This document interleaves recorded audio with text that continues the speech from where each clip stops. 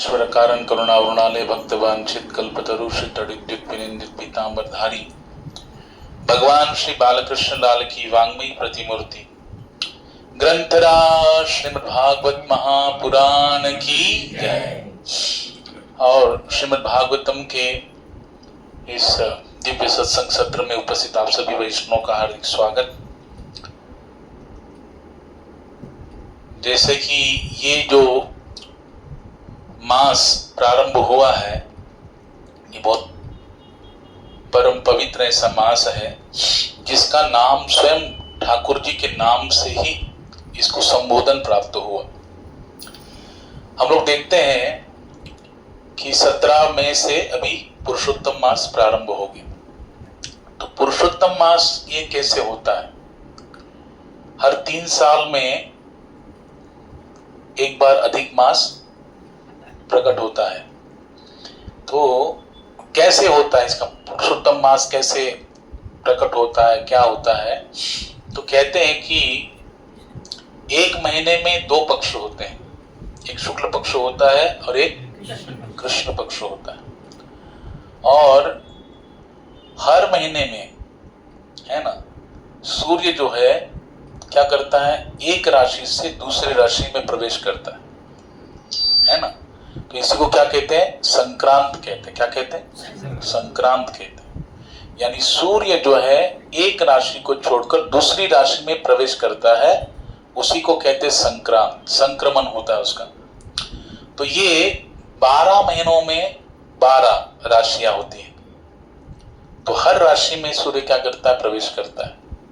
तो इसी को संक्रांत कहते हैं। तो हमारे हिंदी जो कैलेंडर है इसके अनुसार अमावस्या से लेकर अमावस्या तक 1 महीना माना जाता है। अमावस्या से लेकर अमावस्या तक 1 महीना माना जाता है। तो ये जो पुरुषोत्तम मास है, अधिक मास, ये कैसे आता है कि जब अमावस्या से लेकर यानी 1 महीने में अमावस्या से लेकर अमावस्या तक अगर सूर्य का कोई संक्रमण नहीं हो रहा है, सूर्य किसी राशि में प्रवेश नहीं कर रहा है, तो वो जो मंथ है, वो जो महीना है, वो अधिक मास के नाम से जाना जाता है। समझ में आया कि नहीं? हर महीने में सूर्य क्या करता है? एक राशि से दूसरी राशि में प्रवेश करता है। और हर मंथ का अपना अपना अधिदेवता है। समझे कि नहीं? जितने 12 महीने हैं तो हर महीने का अपना अपना एक अधिदेवता है। लेकिन जब सूर्य संक्रमण नहीं करता है किसी महीने में, अमावस्या से लेकर अमावस्या तक, तो वो जो महीना है वो अधिक मास के नाम से जाना जाता है, उसे कहते हैं अधिक मास। समझ में आया? तो ये अधिक मास जो है, ये अभी जो इस वर्ष आया है, वो वैशाख तो निकल गया, अभी ज्येष्ठ आया, ज्येष्ठ है ना। अभी देखो इसी ज्येष्ठ मास में जब पूर्णिमा आएगी तो जगन्नाथपुरी धाम में भगवान श्री जगन्नाथ, बलभद्र, सुभद्रा जी का स्नान पूर्णिमा उत्सव सेलिब्रेशन होगा। तीनों भी स्नान विधि पर आरूढ़ हो जाएंगे, वहां पर उनका स्नान यात्रा महोत्सव होगा। और उसके उपरांत फिर भगवान का 15 दिन अल्टर बंद होता है। फिर द्वितीया के दिन, आषाढ़ मास के द्वितीया के दिन, दूसरे दिन क्या होता है? रथ यात्रा महोत्सव होता है। तो ये प्रतिवर्ष की बात है। तो अभी ज्येष्ठ मास में ये क्या आया है? अधिक मास आया। तो ज्येष्ठ अधिक मास, हाँ, तो इसको नाम अधिक मास है या मल मास है। मैंने जैसे कहा हर महीने के अपने अपने अधिदेवता है। लेकिन ये जो महीना है इसका कोई भी अधिदेवता नहीं है। इसको कोई भी देवता स्वीकार करने के लिए तैयार नहीं है। इसमें कोई भी मांगलिक कार्य नहीं होते, कोई भी शुभ कार्य, उत्सव, सेलिब्रेशंस, कुछ भी यहाँ पर इस महीने में किया नहीं जाता है। हाँ, इस महीने में इसको कहते हैं मल मास। क्या कहते हैं? मल मास भी कहते हैं, अधिक मास भी कहते हैं। तो कोई भी इसको स्वीकार नहीं कर रहा है, तो ये बड़ा दुखी हो गया। और दुखी होने के बाद भगवान के पास गए तो भगवान स्वयं इसको क्या किए बोलो? स्वीकार कर लिए। क्योंकि भगवान कहते हैं कि जो किसी के सहारे नहीं है, जिसका कोई सहारा नहीं है, उसका मैं क्या हूं? सहारा हूं, है कि नहीं? भगवान तो सबके आश्रय है। बोलो, भगवान सबके आश्रय स्थान है। भगवान सबको आश्रय प्रदान करते हैं, भगवान सबको सहारा प्रदान करते हैं, भगवान सबको सुविधाएं प्रदान करते हैं, भगवान सभी के योगक्षेम का वहन करते हैं। भगवान पूरी जिम्मेदारी, जैसे एक माता पिता अपने बालक के प्रति पूरी जिम्मेदारी को निभाते, वैसे भगवान हर जीव के प्रति उनकी मातृत्व को, उनके पितृत्व को, पितामह से जगतो माता धाता पितामह। अच्छा, भगवान कितने दयालु है। जीवात्मा अपने कर्म के अनुसार अनेक प्रकार की योनियों में क्या करता है? भटकता रहता है ना, भ्रमण करता रहता है, लेकिन हर योनि में भगवान उसकी क्या करते हैं? बोलो, रक्षा करते हैं, भगवान उसकी व्यवस्था करते हैं। उसके जीवन की जो भी आवश्यकताएं हैं उसकी व्यवस्था कौन करता है? बोलो, ठाकुर जी कर रहे हैं। अगर ठाकुर जी वो व्यवस्था न करे तो जीवात्मा तो ऐसे ही दुखी होता रहेगा, ऐसे ही भूखा मरता रहेगा। ये भगवान बहुत दयालु है। हाँ, इसलिए ठाकुर जी को आगे, हे कृष्ण करुणा सिंधु, करुणा के सागर है भगवान। तो देखिए, जिसका कोई नहीं होता उसका कौन होता है? भगवान होते हैं। भगवान सब, उसका सहारा भगवान होते हैं। तो यहाँ पर जो मल मास है, अधिक मास है, उसका कोई भी अधि देवता नहीं, कोई उसको स्वीकार नहीं करना चाह रहा है, हर कोई उसको धुतकार रहा है। तो उस समय वो किसकी शरण में आया? ठाकुर जी की शरण में आया। तो ठाकुर जी ने उसको स्वीकार किया। अब भगवान क्या है? भगवान कृष्ण का एक नाम क्या है? बताओ। पूर्ण पुरुषोत्तम भगवान श्री कृष्ण। पूर्ण पुरुषोत्तम, पुरुषोत्तम नहीं, पूर्ण पुरुषोत्तम। ओम पूर्णमदः पूर्णमिदं पूर्णात् पूर्णमुदच्यते पूर्णस्य पूर्णमादाय पूर्णमेवावशिष्यते। भगवान पूर्ण है, और पूर्ण होने के नाते उनके पास हर वस्तु जो आती है वो जब पुनः हमको प्राप्त होती तो पूर्ण मात्रा में ही होती, वो कभी कम ही नहीं होती। उसमें कोई क्षय होता ही नहीं है, अक्षय बना रहता है। भगवान स्वयं अच्युत है, वो कभी च्युत नहीं होते, अपने स्तर से, अपने लेवल से कभी गिरते नहीं है, पतन को प्राप्त नहीं होते, वो हमेशा उसी स्थिर स्तर पर स्थिर बने रहते हैं। तो जैसे भगवान है, भगवान के पास की हर वस्तु वैसे ही है, वो हमेशा स्थिर बनी रहती है, यथावत बनी रहती है, कभी कम नहीं होती, ना कभी ज्यादा। जितना चाहिए उतना मिल जाता है ना। जैसे आप पुरी में देखो, जगन्नाथपुरी में चाहे जितने लोग आ जाए, है ना, जो 300, मैंने सुना था 300 किलो जो चावल पकता है वहां पे, या 300 क्विंटल या ऐसा कुछ, तो जो रोज बनता है जितना अन्न उतना ही बनता है, चाहे लोग ज्यादा आए या कम आए, लेकिन सबको क्या हो जाता है? सफिशिएंट हो जाता है। ऐसा भगवान का प्रसाद की महिमा है। ठाकुर जी की हर एक लीला, हर एक वस्तु की ऐसी महिमा है। इसलिए भगवान के पास हर वस्तु का क्या है? पर्याप्त मात्रा में क्या है? एक क्या बोलते हैं ना, स्टोर किया गया भगवान ने, तो स्टोरेज है वहां पर भगवान के पास। इसलिए किसी चीज की आवश्यकता पड़ती है तो अगर कोई भगवान से गुहार लगाता है, प्रार्थना करता है, तो हरि क्या करते? उसको दया करके प्रदान करते। ये भगवान का कार्य है। भगवान हर जीव की इच्छा को क्या करते? पूर्ण करते। किसी की इच्छा को तोड़ते नहीं है ठाकुर जी। हाँ, चोर भी चोरी करता है तो भगवान उसकी इच्छा को कैसे पूर्ण करते हैं? गलत कार्य है कि नहीं चोरी करना, लेकिन वो करना चाहता है, उसका अट्टहास है, किसका? चोर का, कि मुझे चोरी करना ही है, जबकि चोरी करना गलत है, पाप है, लेकिन फिर भी वो करना चाहता है। बताओ, हम चोर को जानते हो, हम जैसे लोग ही कितने पाप कर लेते हैं। क्या हम नहीं जानते गलत है, लेकिन फिर भी हम लोग करते हैं। हाँ, तो इसका फल क्या? भगवान को भोगना पड़ेगा, इसका फल तो हमें ही भोगना पड़ेगा ना। हाँ, शक्ति भगवान के द्वारा, लेकिन वो भी चोरी करने की शक्ति वो भी भगवान के बिना सैंक्शन से नहीं मिल सकती, समझे कि नहीं? तो भगवान उसकी भी इच्छा पूर्ण करते, लेकिन कैसे आधार पर? कि भैया इसका जो फल होगा ये तुम्हारा होगा, ये तुम्हारा होगा, मेरा नहीं होगा, क्योंकि मैंने तो सब कुछ बता दिया, तुम गलत रास्ते को चुन रहे हो तो इसका परिणाम भी तुम्हें ही भोगना पड़ेगा, समझे कि नहीं? इसलिए हम अनंत जन्मों से यही करते आए हैं, हम अपनी इच्छाओं से हम संसार के भोगों को भोगने के लिए अनेक प्रकार के गलत रास्तों को अपना लेते हैं, पाप क्रिया भी कर लेते हैं, उस रास्ते को अपनाते हैं और फिर यहां पर फंसे हुए है ना, अपने कर्मों के कारण। इसलिए भगवान इतने दयालु है, हाँ, इसलिए भगवान को कहा जाता है पूर्ण पुरुषोत्तम भगवान श्री कृष्ण। पुरुषोत्तम, पुरुषों में उत्तम कौन है? भगवान श्री कृष्ण। जैसे मर्यादा पुरुषोत्तम कौन है? प्रभु राम। पूर्ण पुरुषोत्तम कौन है? कृष्ण। तो पुरुषोत्तम भगवान ने गीता के 15वें अध्याय में कहा, द्वामिमो पुरुषो लोके शरच्चाक्षर एव च षड सर्वाणि भूतानि कुटस्थो अक्षर उच्यते। बहुत सुंदर ये श्लोक है।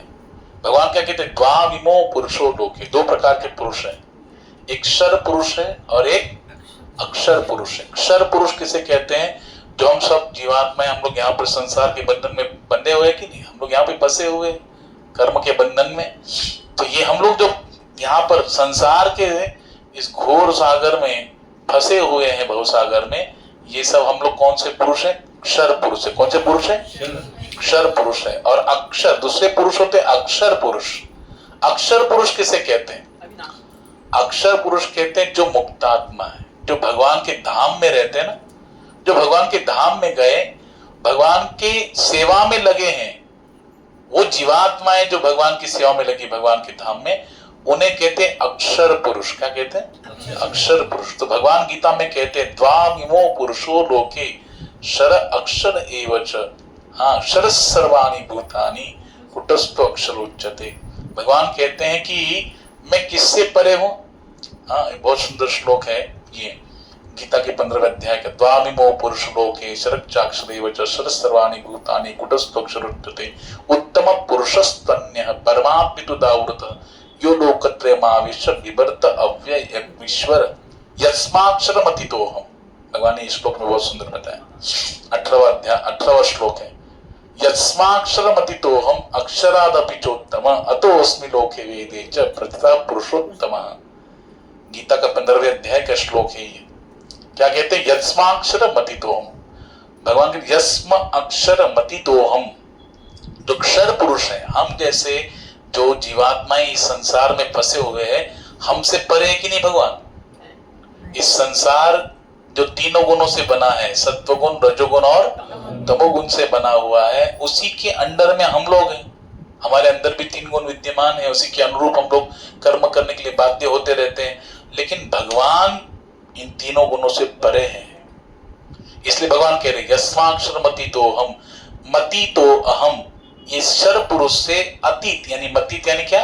उससे परे हूं मैं। और यस्माक्षर मति तो हम अक्षरादपि चोत्तम, जो अक्षर पुरुष मेरे धाम में ये लगे सेवा कर रहे हैं, उनसे मैं उत्तम हूं। यहां के हम लोग फंसे हुए, हमसे परे हैं, लेकिन जो अक्षर पुरुष, जो मुक्तात्माएं भगवान के धाम में सेवा कर रही, उनसे भगवान कहते हैं उनसे भी मैं उत्तम हूं। यानी सर्वोत्तम कौन है? कृष्ण होगा कि नहीं?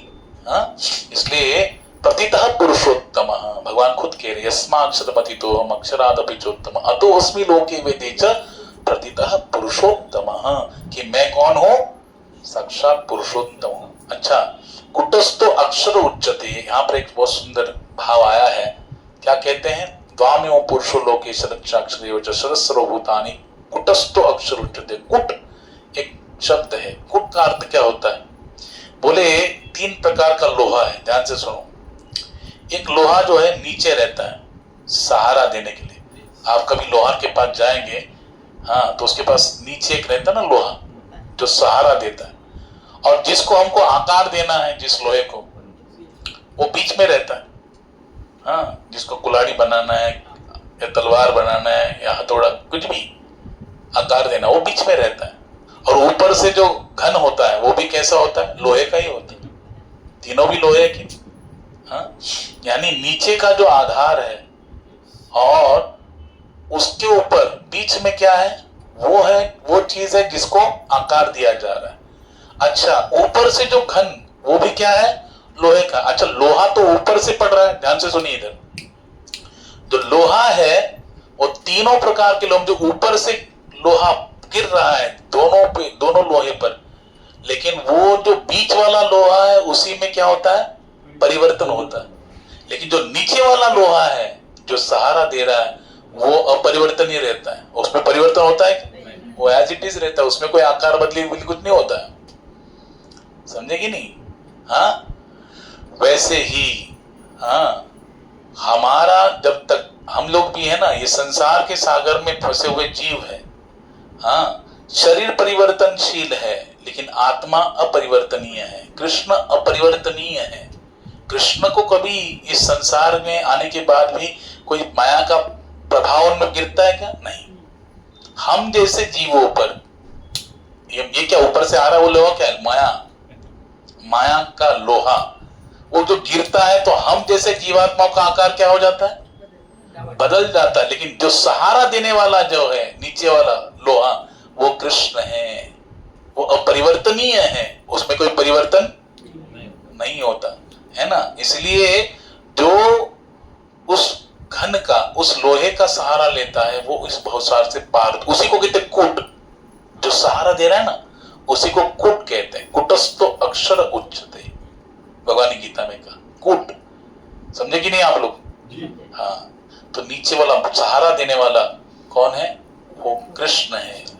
हर जीव को सहारा देने वाले कृष्ण है। तो ये जो मलमास है ये भी भगवान के पास गए, हाँ, कृष्ण के पास गए और कृष्ण ने इनको स्वीकार किया। भैया कोई तुम्हें स्वीकार नहीं कर रहा, मैं तुम्हें स्वीकार कर रहा हूं। और अपना नाम भगवान ने क्या किया? इसको प्रदान कर दिया। इसलिए इसका नाम क्या हो गया? बोलो, पुरुषोत्तम मास हो गया। हाँ, पुरुषोत्तम मास हो गया। तो इस मंत्र में जितना भी आराधना हम ठाकुर जी की करेंगे, जितना जप करेंगे, जितना साधना करेंगे, जितना अध्ययन करेंगे, जितना पवित्र नदियों में स्नान करेंगे, तीर्थाटन करेंगे, जो भी आध्यात्मिक कार्य करेंगे उसका 1000 गुना फल मिलेगा। अन्य महीनों में हम लोग जो साधना करते हैं, जो भी करते हैं आध्यात्मिक कार्य, इसकी कथा सुनने का भी 1000 गुना फल मिलेगा आपको। तो ये बहुत महत्वपूर्ण महीना है। ये 17 में से अभी 15 जून तक ये क्या है? अमावस्या, मैंने कहा ना, अमावस्या से अमावस्या तक, हाँ, ये चलता रहेगा। अच्छा, 14 जून को अमावस्या प्रारंभ होती दोपहर में, ध्यान से सुनिए आप लोग। 14 जून को अमावस्या प्रारंभ हो रही, कब से? दोपहर से। लेकिन वो दूसरे दिन 15 जून के सुबह 8:24 तक है। तो हमारे वैष्णव मतानुसार या भारतीय जो वैष्णवता है, भारतीय जो फिलोसॉफी है उसके अनुसार, वैष्णव फिलोसॉफी के अनुसार हम लोग कौन सा तिथि कब की मानते हैं? सूर्योदय जब होता है, आकाश में सूर्य उदित हो और उस समय अगर तिथि हो कोई भी लागू होती है तो हम लोग उसको मानते हैं। जैसे हम लोग एकादशी पकड़ते हैं तो हम लोग कैसे पकड़ते हैं? समझो एकादशी 10वीं के दिन ही लागू हो गई, दोपहर में ही, ठीक है ना। लेकिन वो लागू होने के बाद समझो शाम को, दोपहर में नहीं, शाम को अगर लागू हो गई एकादशी 10वीं के दिन, तो हम लोग शाम की लागू हुई एकादशी को नहीं पकड़ते। वही अभी कितना, एकादशी 24 घंटे का पूरा समय होता है, तो समझो शाम को तिथि लागू हो गई तो 24 घंटा रहेगी कि नहीं? तो दूसरे दिन सुबह एकादशी के दिन क्या होता है बोलो? वो तिथि बनी रहती है ना। तो हम लोग सुबह की तिथि को पकड़ते हैं, सूर्योदय के दिन। इसलिए हम लोग एकादशी को क्या करते हैं? सूर्य तिथि, सूर्य उदय होना चाहिए उस तिथि को हम लोग मानते हैं। हाँ, हम लोग इसलिए सौर कैलेंडर मानते हैं, चंद्र कैलेंडर नहीं चलता, सौर कैलेंडर मानते हैं। और भगवान का तो पंचांग बहुत अलग है, जगन्नाथ जी का तो पंचांग और अलग है। हाँ, भगवान का कोई तिथि वगैरह उनके पंचांग के अनुसार चलता है, परंपरा के अनुसार चलता है। तो कहने का भाव यह है कि भगवान क्या है? पुरुषोत्तम है और भगवान सबको आश्रय देने वाले। इसलिए मलमास को कोई स्वीकार नहीं कर रहा है तो इसी को भगवान ने क्या किया बोलो? स्वीकार किया। हाँ, हम लोग जानते हैं ना, भागवत में भी आता है कि हिरण्यकश्यप को वरदान था 12 महीने में किसी महीने में नहीं मारा जाएगा। तो अधिक मास में भगवान ने क्या किया? उसका वध किया था, समझे। इसलिए अधिक मास में हम जितना भी आध्यात्मिक कार्य करेंगे उसका 1000 गुना फल हमको प्राप्त होगा। तो 17 में से आज तीसरा दिन है ये पुरुषोत्तम मास का। और भी कथाएं आगे के सत्रों में हम लोग देखते जाएंगे, श्रवण करते जाएंगे। फिलहाल हम वहीं पे चलते हैं जहां पर हमने पिछले सत्र में श्रवण किया था कि भगवान श्री कृष्ण के बहुत परम प्रिय जो भक्त है ध्रुव महाराज, उनके वंश में आए हुए अंग राजा, उनके पुत्र वेन के शरीर का मंथन करके महाराज पृथु, अर्ची देवी और उनके पुत्रों का जो भी पूरा चरित्र है, दिव्य चरित्र हमने श्रवण किया था पिछली बार। उसके उपरांत उन्हीं वंश में आगे चल के एक राजा हुए, उनका नाम था प्राचीन बरही। क्या नाम था?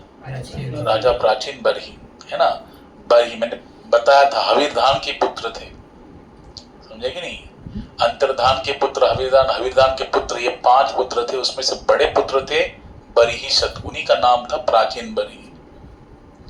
तो ये प्राचीन बरही राजा जो है वो क्या करते थे, उन्होंने यज्ञ हवन किया। यज्ञ में पशुओं की क्या कर रहे थे, बलि पे बलि दे रहे थे। तो ये उनके राज्य में देवर्षि नारद जी आए। नारद जी ने देखा, नारद जी ने कहा कि तुम कितना पाप, महापाप करते जा रहे हो, घोर पाप कर रहे हो। देखो तुमने जितने भी पशुओं की बलि दी है यज्ञ में, वो सारे आकाश मार्ग में मुंह फाड़ के बड़े लाल लाल आंखों से, क्रोध भरी आंखों से तुम्हारी तरफ देख रहे हैं, तुमसे बदला लेने की भावना से प्रयुक्त हो रहे हैं। उनको दिखाया ऊपर, तब वो डर कांपने लगे, बोले मैंने तो ये सब किया, वेदों के अनुसार किया, कर्मकांडी ब्राह्मणों ने बताया हमको, उसके अनुसार किया, इसमें मेरा क्या, मुझे क्यों दोष लगा, मुझे क्यों भोगना पड़ेगा। तब नारद जी कहते हैं कि वेद जो है ये कभी भी हिंसा को प्राधान्य नहीं देते, हिंसा को बल नहीं देते। वेद कैसे है, अहिंसा परमो धर्म, ये वेद की शिक्षा है।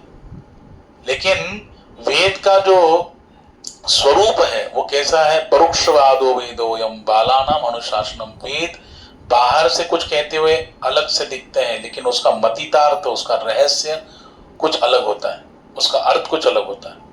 इसलिए वेदों का अधिकार सबको नहीं दिया, समझे कि नहीं समझे। इसलिए वेद अगर कुछ कहते भी है, वेदों में कहीं हिंसा का अगर वर्णन भी है, तो वो प्रवृत्ति परक नहीं है, निवृत्ति परक है, छोड़ने के लिए, ग्रहण करने के लिए हिसाब से नहीं है। जैसे एक उदाहरण दिया जाता है कि एक आश्रम था, उस आश्रम में गुरुजी सबको पाठ पढ़ाते थे, लेकिन उस आश्रम में एक लड़का रहता था, उसको बीड़ी पीने की आदत थी। क्या पीने की आदत थी? बीड़ी पीने की आदत थी। तो पकड़ा गया, एक बार पी रहा था, उसको पकड़ लिया गुरुजी ने, बोला अरे है आश्रम में बीड़ी पीता है, तो बोले छोड़ना पड़ेगा। तो बोले गुरुजी क्या करूं, बचपन से आदत लगी है, बचपन से आदत लगी है, जाना कैसे लग गई संग के कारण, लेकिन छुड़ती नहीं है, क्या करूं, मैं छोड़ नहीं सकता हूं, छोड़ने की तो इच्छा नहीं, मैं छोड़ नहीं पा रहा हूं, लेकिन नहीं छोड़ पा सकता, तो इसलिए मैं चुपके से पी लेता हूं। तो गुरुजी सोचने लगे इसका तो कल्याण करना चाहिए, है ना, इसकी आदत बनी है, ऐसे तो छोड़ेगा नहीं, मैं बोलूंगा कल से छोड़ दो, नहीं छोड़ेगा, चुप छुपाए पी लेगा। तो गुरुजी ने कहा देखो तुम्हारी आदत तो लगी पड़ी है, लेकिन मैं तुम कहता हूं तुम बंद करो, केवल तुम्हें हफ्ते में एक दिन, संडे के दिन तुम्हें छूट, हफ्ते में एक दिन संडे के दिन तुम क्या कर सकते हो, बोलो बीड़ी पी सकते हो। बस उसने वो सुन लिया कि संडे के दिन गुरुजी ने क्या किया, परमिशन दिया। अच्छा वो गुरुजी ने क्या भाव से दिया था, भाई ये अगर ये पी रहा है, रेगुलर पी रहा है ना, लेकिन अगर इसको मैं रूल लागू लगा दूंगा संडे के दिन, तो कम से कम 6 दिन तो नहीं पिएगा, एक दिन पी लेगा। यानी उसकी क्या होगा बताओ, रूल लगाया तो किसके लिए लगाया, निवृत्ति करने के लिए, छुड़ाने के लिए लगाया, और पीने के लिए लगाया क्या, नहीं। लेकिन ये तो महान था, है ना, चेला तो गुरु से और महान था। उसने क्या किया, जब संडे आया तो आप जो बीड़ी पीने का दिन है, गुरुजी ने परमिशन दिया है, तो केवल अकेला नहीं पी रहा है, सबको इकट्ठा कर दिया, बोले लो तुम भी पियो। तो बोले क्या कर रहे हैं, किसने बोला, कहाँ लिखा है ऐसे? नहीं, आज के दिन, संडे के दिन बीड़ी पीने का बहुत महत्व है। तो उसके दोस्तों ने पूछा कहाँ लिखा है, ये कौन से शास्त्र में लिखा है, किसने बोला? बोले गुरुजी ने बोला है कि संडे के दिन बीड़ी पियो। अच्छा बताओ, गुरुजी ने ये संडे पीने के लिए बोला? किसको बोला? क्या कि इसकी बीड़ी आदत छूट सके।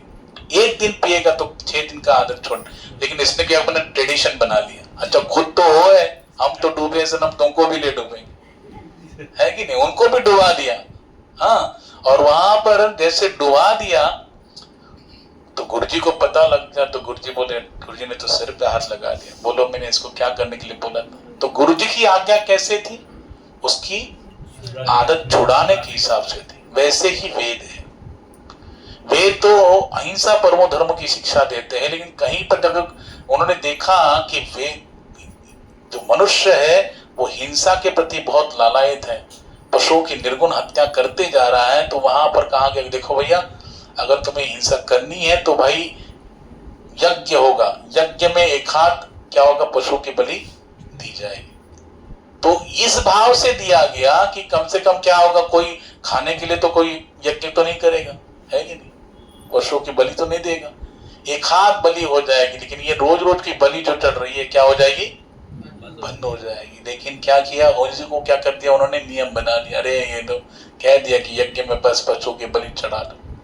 लेकिन एक जगह पे एक महात्मा बहुत सुंदर बताते, वहां पर कहते पशुम आलभेत। आलभेत का अर्थ होता है कि पशु को टच किया जाता है, केवल स्पर्श मात्र किया जाता है, और उस भाव से, मानसिक भाव से उसका बलि दिया जाता है। कहीं कहीं ऐसे भी शास्त्रों में वर्णन है कि उस समय के ब्राह्मण इतने पवित्र थे कि वो जो वृद्ध जो पशु है जिसका शरीर अभी छूटने वाला है, उसी को क्या करते थे, उसी का शरीर को बलि देते थे, और उसका तुरंत उसको क्या होता था, नया शरीर प्राप्त हो। इतने पवित्र ब्राह्मण होते थे, पवित्रता से यज्ञ करते थे।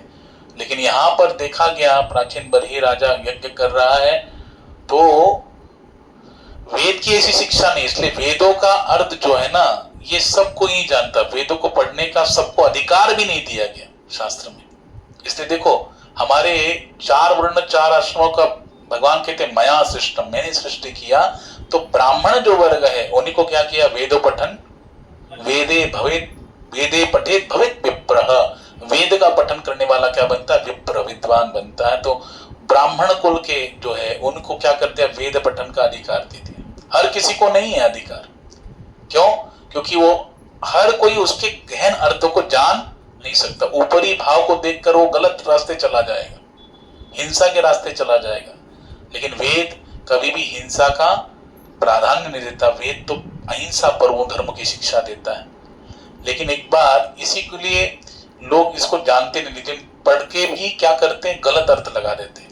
एक बार एक व्यक्ति ने कहा कि देखो वेद पढ़ना पाप है। बोला क्या बात कर रहे हो, कहाँ लिखा है? तो बोले देखो वेद में ही लिखा है। क्या बोला? वेद में ही लिखा है, वेद पढ़ना पाप है। सबको दिखा दिया, सबने देखा, अरे बोला हाँ सही बात बोल रहा है, वेद पढ़ना, हम बेकार में वेद को पढ़ने लग गए थे। वेद पढ़ना तो बोलो क्या है, पाप है। ऐसे करते सब जगह फैला दिया, सारे भ्रमित हो गए लोग। लेकिन फिर एक समझदार व्यक्ति के पास चला गया, वो जैसे समझदार व्यक्ति के पास चला गया, समझदार व्यक्ति को कहा वेद पढ़ना पाप है। बोले कहाँ लिखा? तो उसने दिखा दिया, यहाँ लिखा। तो समझदार था, उसने देखा जो वेद पढ़ना पाप है लिखा तो था पेज पर, लेकिन इन्होंने लास्ट लाइन में लिखा था, अंतिम पंक्ति पे लिखा था। जैसे पन्ना पलटा तो वहां पे लिखा था अपवित्र अवस्था में। समझेंगे नहीं? हाँ, लिखा था वेद पढ़ना पाप है, लेकिन पढ़ना पलटा तो क्या लिखा था, अपवित्र अवस्था में। यानी अपवित्र अवस्था में वेद पढ़ना पाप है, ये था। लेकिन वो पहला ही पन्ना दिखा दिखा के सबको क्या कर रहा है, भ्रमित कर रहा है कि वेद पढ़ना पाप है, वेद नहीं पढ़ना चाहिए। तो इसलिए भगवान खुद कह रहे गीता में 15वें अध्याय में, सर्वस्य चाहम हृदि सन्निविष्टः मत्तस्मृतिर्ज्ञानम अपोहनञ्च वेदैश्च सर्वैरहमेव वेद्यः वेदांत कृत वेद विदेव चाहम। वेदों का संकलन करता भी कौन है? कृष्ण कह रहे मैं हूं, मैं ही वेदों का संकलन करता हूं। और वेदों के द्वारा जानने योग्य भी कौन है? हाँ, वेदैश्च सर्वैर अहमेव वेद्यः, मैं ही वेदों के द्वारा जानने योग्य भी मैं ही हूं। हाँ, वेद भगवान के द्वारा प्रकटित है, इसलिए वो वेद, हाँ, इसलिए भगवान ने गीता में बहुत सुंदर बात बताई, क्या बहुत सुंदर श्लोक है, वैद्यम पवित्र ओमकार ऋग साम यजुरेवच। भगवान कहते हैं ऋग्वेद यजुर्वेद सामवेद ऋग साम यजुरेवच वेदैच सर्वेद, यानी भगवान ने उसको प्रकट किया है और ऐसे वेदों के द्वारा भगवान ही क्या है, जानने योग्य है, वेदों के द्वारा ही जान सकते हैं। इसलिए भगवान ने गीता में कहा त्रैगुण्य विषया वेदा निस्त्रैगुण्य भवार्जुन, 3 गुणों का वर्णन वेदों में है, इससे परे आपको जाना पड़ेगा। इसलिए वेद को समझना इतनी आसान बात नहीं। परोक्षवादो वेदो एवं बालानाम अनुशासन, एक बहुत सुंदर कथा बताते हैं कि एक बार इसी पे एक दृष्टांत कथा दिया जाता है कि एक साहूकार था, उसकी 100 एकड़ खेती थी और बड़ा नाम था, पंचक्रोशी में 5 अगल बगल गांवों में उसका बड़ा नाम था, लोग बड़े बड़े लोग उसको मिलने आते थे। एक बार उसके घर में बहुत सारे गांव के लोग उसको मिलने के लिए आए। अब इस साहूकार को जो था ना, एक आदत थी, जो धान होता है, चावल का धान, उसका जो रस निकलता है गरम गरम, वो उसको पीने का आदत था। उसको बोलते हैं मांड, क्या बोलते हैं, मांड बोलते हैं उस चावल के धान के रस को, गरम रस को। अब उसकी जो पत्नी है, धर्म पत्नी है, उसने क्या किया, उसको चावल के धान का रोज उसको ग्रहण करता है। अब वो सभी लोगों के साथ बैठा है, पत्नी ने उसको क्या करते, धान से रस निकाल के गर्म कर दिया और कटोती में रखा, लकड़ी की जो कटोती होती है उसमें रख दिया। रखने के बाद वो अपने पुत्र को कहने लगी कि बेटा जाओ, हम तो नहीं जा सकती उस सभा में, ये हाँ मर्यादा है, लेकिन तुम जाओ और वहां पर अपने पिताजी को कह देना है कि यहाँ पर माताजी ने रखा है, क्या है, धान से रस निकाल के रखा है, गरम करके रखा है, कटोती में लकड़ी के रखा है, आप जल्दी जाके पी लीजिए, नहीं तो शीतल हो जाएगा। अब वो ये बच्चा भी बुद्धिमान था, साहूकार का लड़का था, वो जब गया तो उसने देखा कि मेरे पिता तो इतने सारे लोगों के बीच में बैठे, अगर मैं बोलूंगा कि आप जाइए, मैया ने वहां पे मान रखा है आपके लिए, आप जाके पी लीजिए, नहीं तो शीतल हो जाएगा, तो सारे इतने सारे लोगों के बीच मेरे पिताजी की इज्जत का तो क्या हो जाएगा, हाँ पूरी नष्ट हो जाएगी, है कि नहीं, कहीं के नहीं रहेंगे, लोग हंसेंगे उन पर। कितना बड़ा सेठ है, 100 एकड़ का मालिक है और क्या पीता है, रस पीता है चावल का। तो उसने अपना दिमाग लड़ाया, ध्यान से सुनिए आप लोग। तो उसने अपने पिताजी के पास जाकर हाथ जोड़े, हाँ नमस्कार किया और कहने लगा, बोले पिताश्री धानपुर से मांडू आया है, धानपुर से मांडू आया है, कटवतिया घाट पर बैठा हुआ है, आपकी राह देख रहा है, जल्दी से जाकर मिल लीजिए, नहीं तो शीतलपुर को चला जाएगा। तो ये जब बोला, हाँ तो ये बात जब बोली तो सारे लोग बोले, अरे कोई विशेष आदमी कोई आने वाला, धानपुर से कोई मांडू नाम का, वो बैठा होगा घाट पे, अगर साहूकार नहीं जाएगा तो निकल जाएगा शीतलपुर को। तो साहूकार बोले ठीक है भैया, हम जरा मिल के आते। ऐसा बोल के कन्नी काट के निकल गया, बेटे को शाबाश के दिया। वहां पे जाकर अभी कौन धानपुर से, कौन धानपुर मतलब धान है कि नहीं, चावल का धान, और ऊपर से मांड है, मांड यानी रस, हाँ, और कहाँ बैठा है, कटौती में लकड़ी के, कटवतिया घाट पे बैठा हुआ है। अगर नहीं पिएंगे जल्दी जाके तो क्या होगा, शीतल हो जाएगा, तो शीतलपुर को। तो जिसको रोज वो मांड पीने की आदत है, उसने तो समझ लिया, वो जाके पी लिया, बेटे को शाबाश की दे दे, वाह बेटा मेरी इज्जत भी रख ली और मेरा काम भी हो गया। तो बताओ, उस जिसको मालूम है उसका रहस्य, वो तुरंत उठ गया कि नहीं और जाके पी लिया। लेकिन उस बात को सबने सुना साहूकार के साथ, लेकिन सबको समझ में आया नहीं। ऐसे ही वेद है, वेद कहता कुछ और है लेकिन उसका मतितार्थ तो कुछ अलग है। और वो समझने के लिए हाँ क्या चाहिए, भगवान कहते हैं तस्मात् शास्त्र प्रमाणम ते कार्य अकार्य व्यवस्थित। तो क्या कहना चाहता है वेद, कैसे जानेंगे, तस्मात् शास्त्र प्रमाणम ते, शास्त्र के आधार पर, हाँ वेदों के आधार पर, भगवान की वाणी, भगवत गीता, भागवतम, पुराण, उपनिषद, इनके आधार पर हम लोग जान सकते हैं कि वेद क्या कहना चाहता है। हाँ इसलिए प्राचीन वही राजा को नारद जी समझा रहे कि तुम जो कर रहे हो ये गलत कार्य है, तुम निर्गुण पशु की हत्या करते जा रहे हो, बलि देते जा रहे हो, तुम नहीं जान रहे वेद क्या कहना चाहते। अहिंसा परमो धर्म, यही वेद की शिक्षा है। और तुम भली दे तेरा पाप लगेगा तुमको, इसका फल भोगना पड़ेगा। तो बेचारा उसको समझ में नहीं आया, तो नारद जी कहने लगे तुम एक स्टोरी सुनाता हूँ, ध्यान से सुनो इसको। बोले दो मित्र थे, आप लोग भी ध्यान से सुनिए। दो मित्र थे, हाँ, एक का नाम था पुरंजन। क्या नाम था? पुरंजन। और दूसरे का नाम था अविज्ञात। अविज्ञात, जिसको कोई नहीं जानता, जिसके बारे में किसी को ज्यादा जानकारी है ही नहीं, अविज्ञात। वो कौन है? अविज्ञात। ये दोनों मित्र थे और बड़े अच्छे से रह रहे थे अपने रूम में, विश्राम कर रहे थे, घूमते थे। तो एक बार इसको बहुत घूमने की इच्छा हुई, किसको? पुरंजन, जो दूसरा मित्र है। उसने कहा देखो भैया अविज्ञात, मैं तो घूमना चाहता हूँ, तुम भी चलो। बोले नहीं नहीं, मैं तो यहाँ पे रहूंगा, तुम भले घूम के आ जाओ। तो बोले घूमने को जाना जरूर, लेकिन मुझे मत भूल जाना। तो बोले नहीं, तुम्हें नहीं बोलूंगा, तुमको क्यों बोलूंगा। और घूमने निकल गया ये। घूमते घूमते घूमते अनेक नगरियों में गया, लेकिन इसको कोई भी नगरी पसंद नहीं आई। फिर एक नगरी में गया जिसको 9 द्वार थे। कितने द्वार थे? 9 द्वार थे। और उस 9 द्वार की नगरी में वो प्रवेश कर गया, वो पुरंजन। जैसे पुरंजन ने प्रवेश किया तो अंदर एक सुंदर सी स्त्री दिखी। उसके साथ उसके 10 सैनिक थे और एक सेनापति था।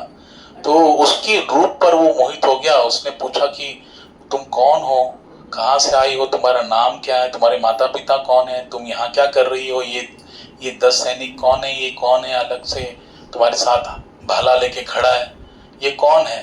तो उसने कहा देखो मेरा नाम, मैं शहर की मालकिन हूं, इतना जान लो। मेरा नाम मुझे भी पता नहीं है और मेरे माता पिता का मेरे को पता नहीं है, लेकिन मैं इस शहर की मालकिन हूँ।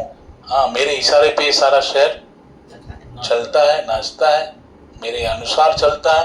और ये मेरे 10 सैनिक हैं, हाँ, और ये मेरा सेनापति है, ठीक है ना। ये 11वां जो है ना, ये मेरा सेनापति है।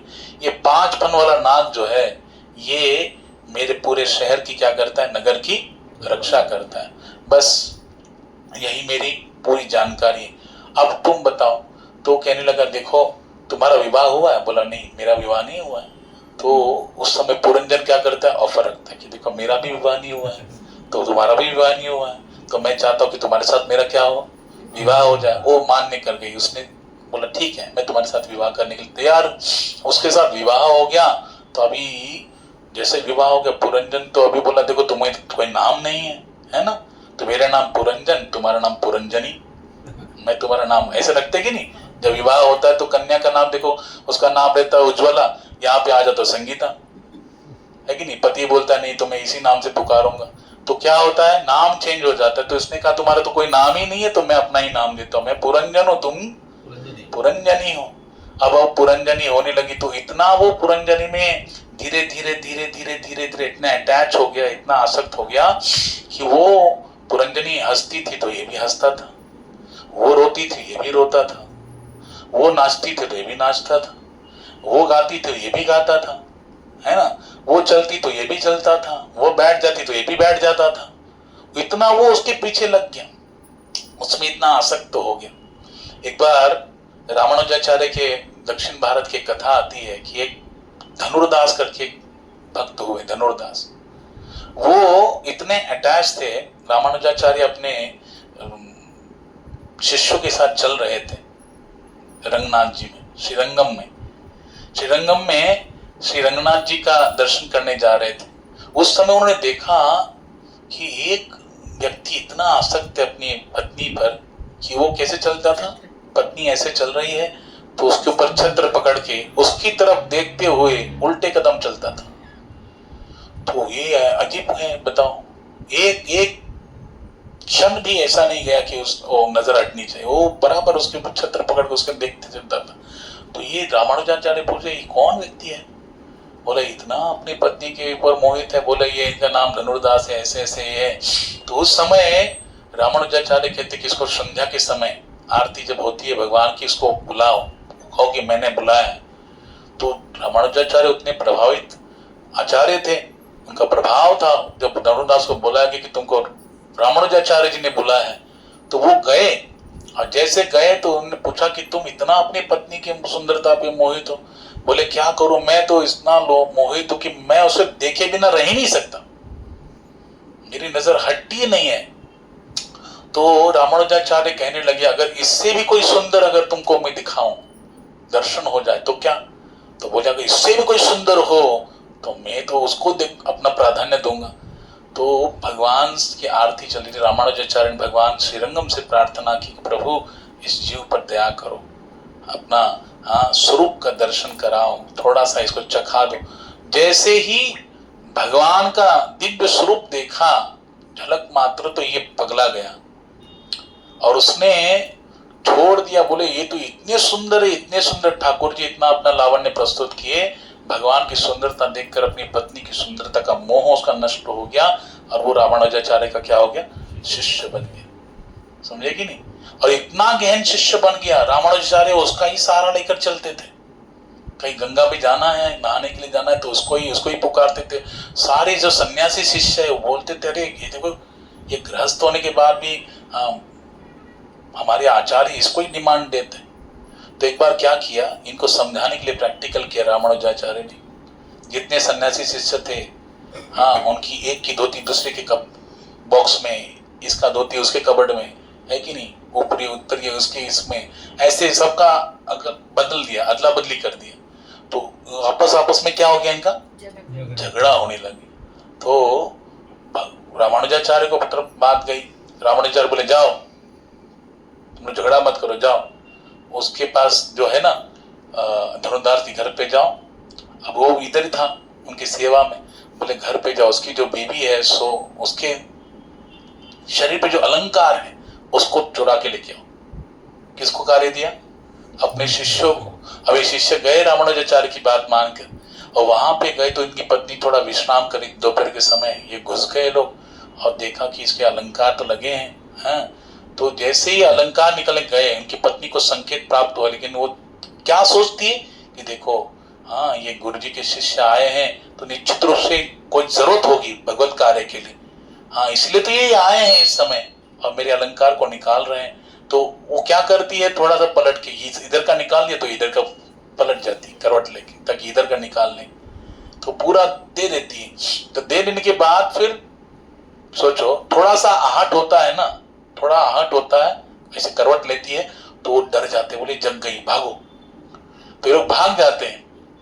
वहां रामानुजाचार्य को पूरी खबर मिल जाती है।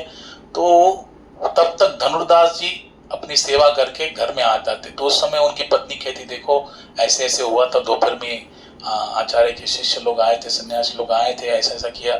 मैं चाह रही थी कि इधर का तो निकाल लिया तो इधर का निकाल लिया, इसलिए मैंने करोड़ बदल ली, उतने में तो घबरा के भाग गई। तो इतना वो भड़क गए कि देखो तुम्हें अभी भी इतनी लालसा है, इतने में इतनी आसक्ति है अलंकारों में। जरूर गुरु जी को कोई कार्य पड़ा होगा, भगवत कार्य होगा जिसके लिए जरूरत होगी। तो उनमें पति पत्नी में झगड़ा होने लग गया।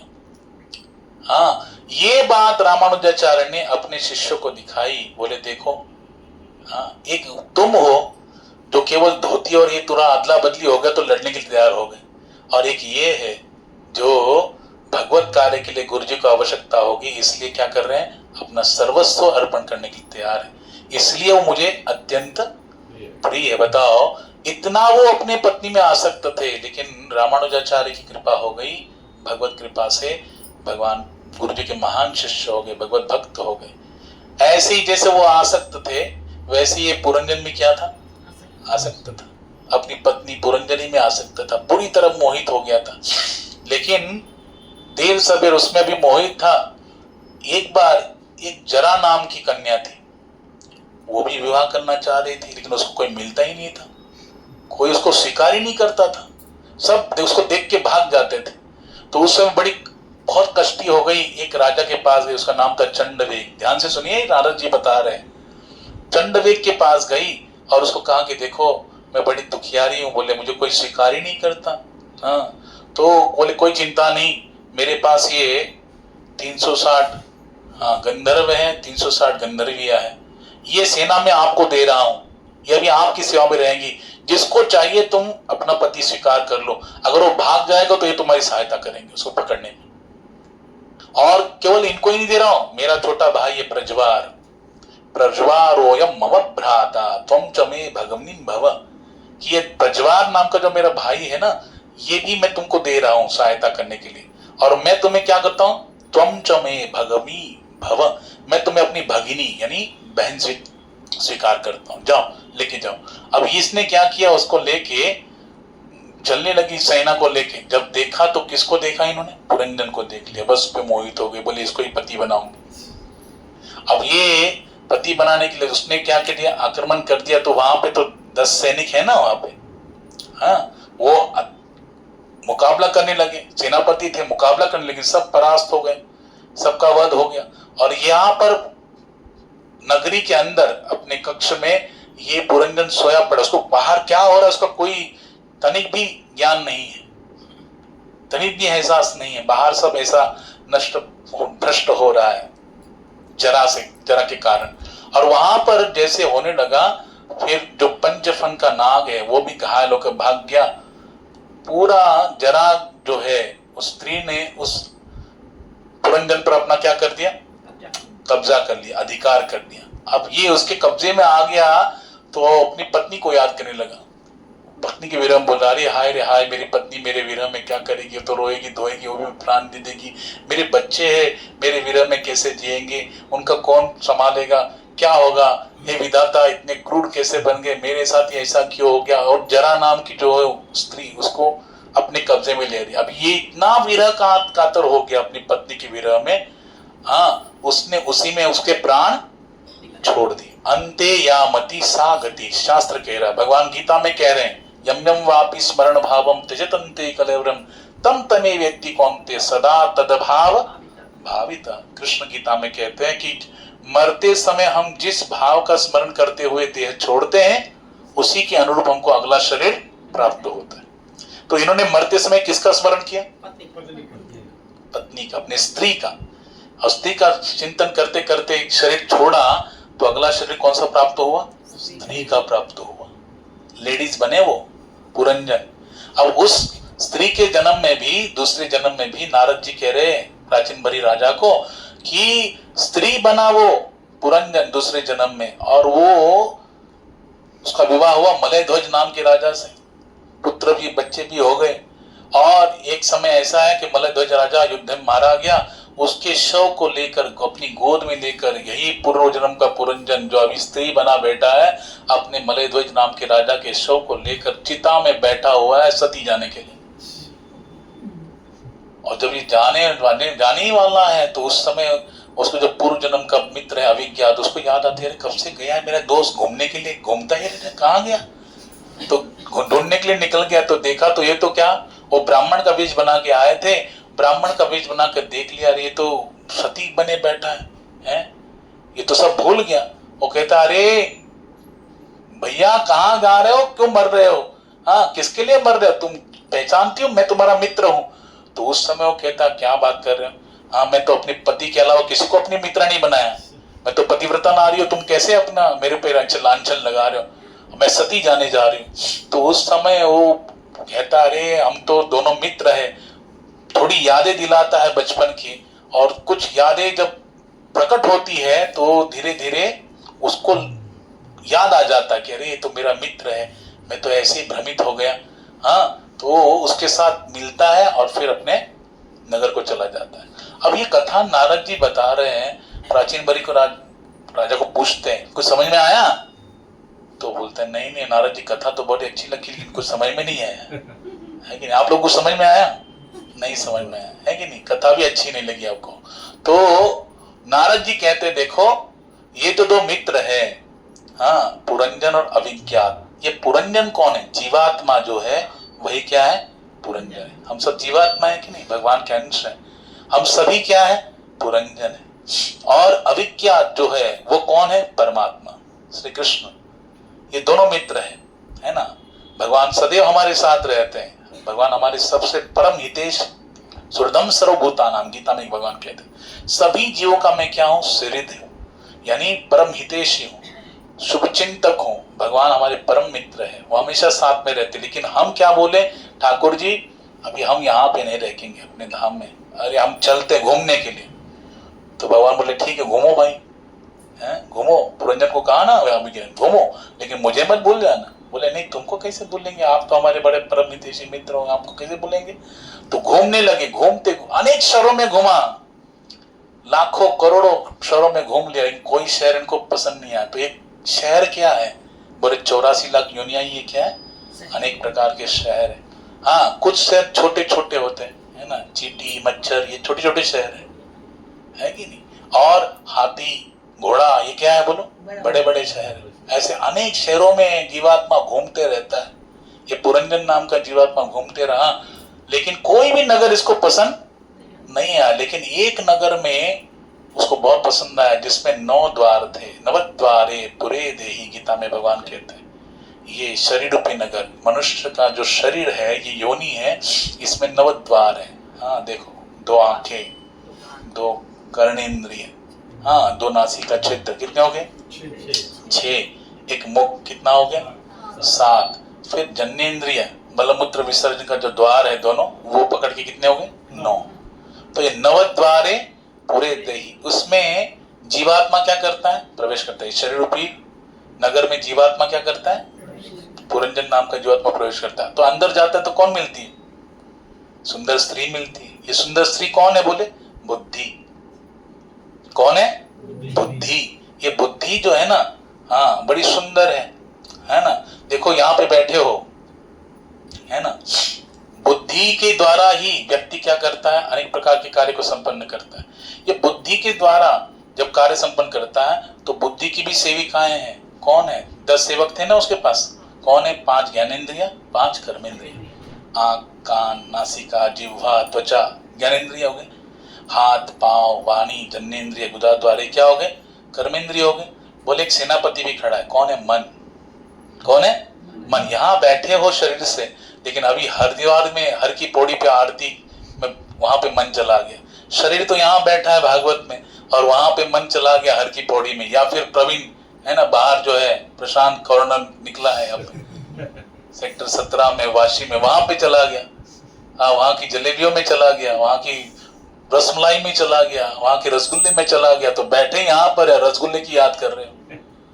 हाँ, तो मन, बिना मन के सेनापति जो के बगैर सैनिक कार्य करेंगे क्या, नहीं, बिना मन के सैनिक कार्य नहीं कर सकते। इंद्रिया भी मन के द्वारा कार्य करती थी। इसलिए भगवान ने गीता में कहा है 10वें अध्याय में, जो अपने विभूति योग का जब बताते, भगवान कहते इंद्रियाना मनश्चास्मि, समस्त इंद्रियों में मैं कौन सी इंद्रिय हूं, मन। मन भी एक इंद्रिय है, मन भी भगवान का स्वरूप है। इसलिए मन ही कारण का, बंधन का कारण है, मन ही मोक्ष का भी कारण है। इसलिए क्यों इतना मन प्रबल है, इसलिए सेनापति है। ध्यान से सुनिए, हमारे शरीर रूपी नगरी का सुंदर स्त्री कौन है, बुद्धि। बुद्धि की सेविकाएं कौन है, कर्मेंद्रिय और ज्ञानेन्द्रिय, 5 10 हो गए, और मन सेनापति है। अच्छा, ये तो हो गया ये अभी। लेकिन हमने सुना ना, पुरंजन के साथ जब विवाह हुआ इसका, उस सुंदर स्त्री का, पुरंजनी का, तो वो रोती, ये भी रोता है, ये हंसती तो भी हंसता, वो नाचती तो ये भी नाचता है, वो गाती तो ये भी नाच गाती। ये क्या है, बोले बुद्धि के द्वारा हमारा जो संबंध आता है जीवात्मा का, तो बुद्धि, हाँ वो क्या करती है, बुद्धि ही इसको अटैच, जब जीवात्मा होता है बुद्धि से, शरीर से, इंद्रियों से, तो क्या होता है, जैसे यहाँ पे आ गए तो सुनने की इच्छा होती, चलो हाँ चलो यार वही भागवत की कथा जरा सुन के आए। बुद्धि कहती चलो वहां पे चलो, तो हम लोग आ जाते। लेकिन वही बुद्धि कहती अरे वही कथा है, वही महाराज है, वही है, चलो छोड़ो, सो जाते। तो सो जाते, वही नहीं जाना है, सो गए।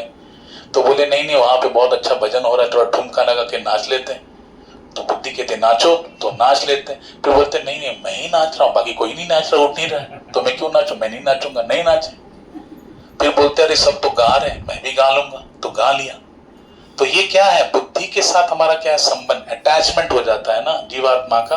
तो जैसे बुद्धि कहती वैसे हम लोग करने लग जाते, ये अटैचमेंट। लेकिन फिर क्या होता है उसमें, तो वहां पे उस नगरी में इतने अटैच हो गए हम लोग, है या नहीं, बोलो, इस नगरी में अटैच है कि नहीं हम लोग, है ना। हम अपनी पहचान किससे देते हैं, इस शरीर से देते हैं। अपनी पहचान किससे देते हैं, अपने एजुकेशन से देते हैं। अपनी पहचान किससे देते हैं, अपने कुल खानदान से देते हैं, है ना। अपनी किस पहचान किससे देते हैं, अपनी पद प्रतिष्ठा से देते हैं। लेकिन कभी भी हम ये नहीं कहते हैं, हाँ जो भगवान गीता में कहते हैं ममेवांशो जीवलोके जीवभूत सनातन ईश्वर अंश जीव अविनाशी चेतन अमल सहज सुख राशि। गोस्वामी तुलसीदास जी कह रहे हैं कि ईश्वर का अंश है, अविनाशी है, चेतन अमल सहज सुख राशि है। जैसे भगवान है सच्चिदानंद विग्रह, वैसे आत्मा भी सच्चित आनंद विग्रह है ना। इसलिए कहते अजो नित्यम शाश्वतोयम पुराणो न अन्यते अन्यमाने शरीर। शरीर मरता है, शरीर जन्म लेता है, ना आत्मा जन्म लेता है ना आत्मा मरता है।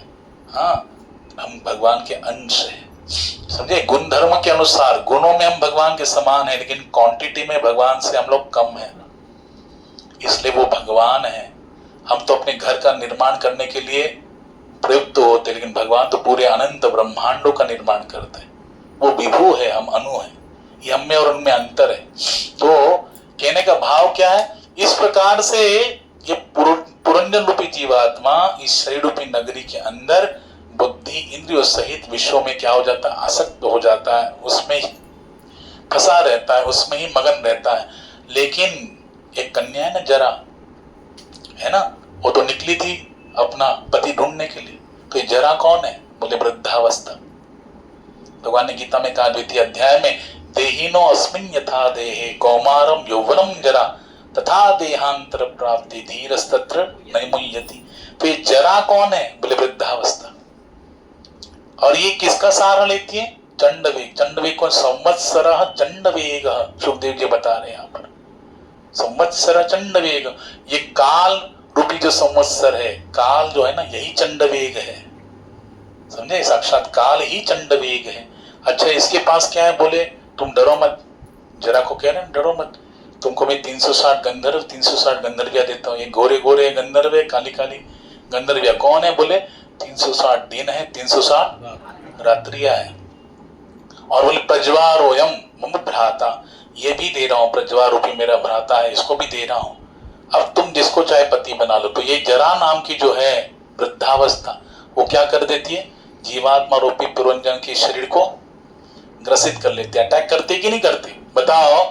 हम सब लोग जानते हैं, हमारे जन्म की तारीख सबको मालूम है।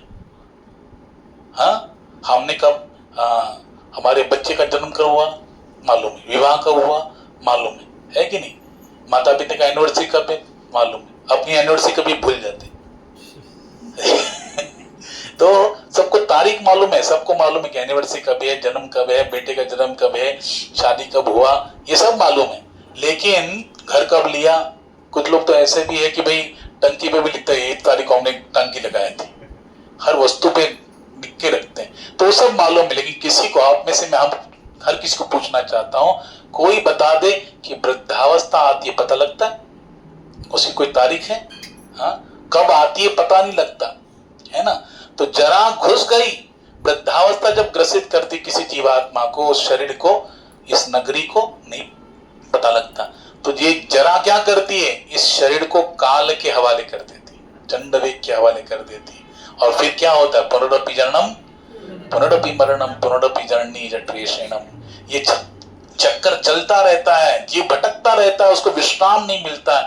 क्योंकि चाहे हम कितना भी घूमने के लिए चला जाए, कितने भी ठंडे प्रदेश में चले जाए घूमने के लिए, कुछ दिन वहां पे अच्छा लगेगा, लेकिन वापस किसकी याद आएगी, घर की याद आएगी। घर में जब आएंगे तब क्या मिलेगा, बोलो, विश्राम मिलेगा। वैसे हम अपने जो नित्य हमारा घर है भगवान धाम, उसको छोड़ के आए संसार रूपी, हाँ, मेले में आए, घूम रहे हैं, घूमते घूमते हजारों अनंत जन्म बीत गए, लेकिन अभी भी हमको शांति है क्या, सुख है क्या, नहीं, कोई सुख नहीं, कोई समाधान नहीं, संतुष्टि नहीं। क्यों, जब तक हम उस स्थान में नहीं जाएंगे, अपने घर को वापस नहीं जाएंगे, तब तक हमको विश्राम मिलने वाला है नहीं। इसलिए हमको वहां पे जाना पड़ेगा। हाँ, तो देखो, जब जरा ने इनको पकड़ लिया तो क्या किया, ये भटकने लगा कि नहीं, बोलो। उस समय उसने अपनी पत्नी को याद किया, फिर स्त्री शरीर मिला, अनेक योनियों में भटकता रह गया। लेकिन जब अगले शरीर को प्राप्त हुआ तो कौन उसको छुड़ाने आया, उसका दोस्त आया। कौन से वेश में आया, ब्राह्मण वेश में आया। ध्यान से सुनिए आप लोग, ब्राह्मण वेश में आया, और फिर आने के बाद उसको याद दिलाने लगा। तब तो पुरंजन भी रेडी नहीं था, नहीं मैं तुमको पहचानता नहीं, तुम कुछ भी बोल रहे हो। लेकिन जब उसने पूरा पक्का करके आते, मैं इसको पूरा ब्रिज करूंगा, इसको अपना बना ही लूंगा, इसको पहचान करा के रखूंगा। और पूरा उसने जब पूरा बल लगा दिया तब पुरंजन को याद आया, अरे नहीं नहीं बराबर, ये तो मेरा मित्र है, हाँ मैं इसको छोड़ के आया था। फिर उसके साथ मिल जाता है और फिर अपनी लाइफ को एंजॉय करता है। वैसे ही हम लोग भी यहाँ पर क्या हो रहे हैं, इस संसार सागर में भटक रहे हैं। हाँ, और भटक रहे हैं तो भगवान को जब किसी जीव पर दया आती है ना, ध्यान से सुनिए, जब भगवान को किसी जीव पर दया आती है, भगवान किसी की जीव पर द्रवीभूत हो जाते हैं। भगवान की दया, भगवान की कृपा अकारण करुणा वर्णालय है। भगवान किस पर कब दया करेंगे, कैसी कृपा करेंगे, हम नहीं जानते। हाँ, शिशुपाल गाली दे रहा है लेकिन उसका ही वध करके उसको क्या कर दिया, धाम भेज दिया। पूतना वध करने आई, उसको ही क्या कर दिया, मारकर धाम भेज दिया। तो भगवान कब किस पर कैसी कृपा करेंगे हम नहीं समझ सकते। हाँ, तो वहां पर भगवान जब किसी जीव पर द्रवीभूत हो जाते तो क्या कर देते हैं, माचा विठोबाचा कैसा प्रेम भाव आपन चिदेव होय गुरु। भगवान क्या कर देते हैं, अपने प्रामाणिक प्रतिनिधि को भेज देते हैं, जो उनका ही क्या होता है, हाँ, स्वरूप माना जाता है। आचार्य वाम मी जानिया, भगवान गीता भागवत में कह रहे हैं कि आचार्य को मेरा ही स्वरूप जानो। समझे, वो आचार्य का स्वरूप में आते हैं और फिर आचार्य के द्वारा हमको ज्ञान प्राप्त होता है। आचार्य हमें बताते हैं, हाँ, कि ये भगवत भक्ति का रास्ता। तुम भटक रहे हो इस संसार में, लेकिन तुम्हें शांति कब मिलेगी, जब तुम भगवान के चरणों का आश्रय ग्रहण करोगे। और इस प्रकार से जब जीवात्मा उस सद्गुरु के चरणों का आश्रय ग्रहण करता है और उनके कहे अनुसार भगवत चरणाश्रित हो जाता है, तब भगवत कृपा से उसके जीवन में क्या हो जाती है, बोलो, आनंद ही आनंद बरसता है। हाँ, और वो इस भवसागर को आराम से पार कर जाकर भगवत धाम में चला जाता है, जो उसका वास्तविक घर है। जो उसका वास्तविक घर है वहीं पर उसका विश्राम प्राप्त होता है। तो उस समय देखो, गुरुजी के पास ऐसी कला होती है ना, भगवान, हम लोग क्या है ना, गुरुजी हमको साक्षात्कार कराते हैं। बोले, कथा बताते, बोले एक सिंह था, वो शिकार करने निकला तो उसने देखा कि जो भेड़ होते हैं, बकरियां होती है, भेड़ बकरियां, उसमें एक सिंह का ही शावक था, लेकिन वो भूल गया तो वो भी उनके साथ मैं कर रहा था। लेकिन उसने उसको पकड़ लिया, दबोच लिया। बोले, तू क्या कर रहा है, हाँ तू हमारे जाति का है, तू क्या इनके साथ घूम रहा है। वो तो नहीं मैं उनका ही जातू का, मैं जैसे बकरी करती है, मैं कर रही, वैसे वो कर रहा है। तो उसको लेके गए और एक सरोवर के किनारे, और उसको दिखा दिया कि देखो तुम्हारा स्वरूप मेरा स्वरूप कैसा है, एक ही है ना। हाँ, और तुम बेकार में उनकी संगति के कारण स्वयं को क्या समझने लग गए, बकरी समझने लग गई, लेकिन तुम हो सिंह। और मैं जैसे दहाड़ रहा वैसे दहाड़ो, जैसे दहाड़ लिया तब उसको पता लगा कि अरे मैं तो क्या था, सिंह था, लेकिन बकरियों की संगति कारण क्या मानने लगा, खुद को बैठने मान लिया। वैसे माया की संगति के कारण हम तो है भगवान के अंश, भगवान के नित्य सेवक, लेकिन हम अपने आप को क्या आइडेंटिटी करते हैं, इस शरीर के द्वारा आइडेंटिटी करते हैं। इस शरीर से हम पहचान बनाते हैं, अपने कुल खानदान के द्वारा, अपने एजुकेशन के द्वारा अपनी पहचान बताते हैं। लेकिन जब कोई सद्गुरु हमको मिलता है तब हमको बताता है, जीवेर स्वरूप है कृष्णेर नित्य दास, कृष्णेर तटस्था शक्ति भेद अभेद प्रकाश। तुम तो कृष्ण के नित्य दास हो, ना तुम्हें शरीर हो, ना तुम इस नाम के हो, ना इस खानदान के हो, ना तुम्हारे एजुकेशन है, ना ये तुम्हारी पद प्रतिष्ठा है। समझे कि नहीं, तुम वास्तव में तुम कृष्ण के नित्य दास हो, भगवत दास हो। तो ये जब ज्ञान सद्गुरु से मिलता है तब जाके उसका संबंध किससे स्थापित होता है, भगवान से। और फिर भगवान की भक्ति करके वो अपने उस धाम को प्राप्त करता है जहां से वो निकला था कि नहीं, अविज्ञात को छोड़ के, परमात्मा को छोड़ के। लेकिन वही परमात्मा सद्गुरु के रूप में उसे गाइड करते हैं और फिर वापस अपने धाम को ले जाते हैं। ये भगवान के प्रामाणिक प्रतिनिधि कृपा से होता है, जो भगवान के द्वारा भेजे जाते हैं। तो इस प्रकार से नारद जी ने भी उनको ये बात बताई कि जब तक भगवान के चरणों का आश्रय नहीं ग्रहण करोगे तब तक ये कर्म बंधन लगा रहेगा। जब भगवत नारद जी का उपदेश श्रवण किया तो प्राचीन बलि राजा को बात समझ में आई। उसने वो जो पाप कर्म कर रहा था, बलि दे रहा था, पशुओं के बंद कर दिया और फिर भगवत चरणाश्रित होकर भगवान की भक्ति करके परम गति को प्राप्त किया। तो ये जो भागवतम में चतुस्कंध में बताया जाता है, ये है पुरंजन आख्यान। किस नाम से जाना जाता है? पुरंजन आख्यान। इससे हमको भी शिक्षा प्राप्त होती है कि अगर हमको अपने इस संसार बंधन से छुटकारा पाना है तो हमको जो आचार्य है उनके अनुगत्य में रहकर भगवान की भक्ति कर कर इस भवसागर को पार करना चाहिए। उसी से हो सकता है, उनकी कृपा से हो सकता है। तो इसी जो प्राचीन बलि है, इनकी 10 पुत्र थे। उनका नाम था प्रचेतागन। क्या नाम था? प्रचेतागन। इनका विवाह हुआ वृक्षों की कन्या वारक्षी से, और इनको एक पुत्र हुआ, उसका नाम है दक्ष। दक्ष, हाँ, इन्होंने भगवान श्री हरि और शिव शंकर महादेव दोनों को ही प्रसन्न किया था। हमने उसको भी श्रवण किया था। प्रचेतागनों को भगवान शिव ने क्या किया था? दिव्य उपदेश दिया था कि नहीं? हाँ, क्योंकि वो भगवान श्री कृष्ण की आराधना करने निकले थे, जिससे भगवान शंकर भी उन पर प्रसन्न होकर उपदेश देने लगे, भगवान की स्तुति की है वहां पर।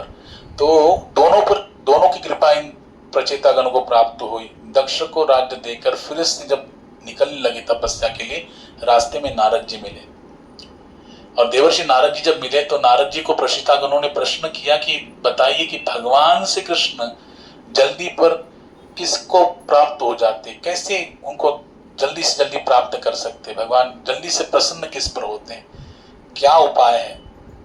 तब नारद जी कहते हैं कि दयया सर्वभूतेषु, दयया सर्वभूतेषु संतुष्ट्या येन केन वा, संतुष्ट्या येन केन वा सर्वेन्द्रियोपशान्त्या च,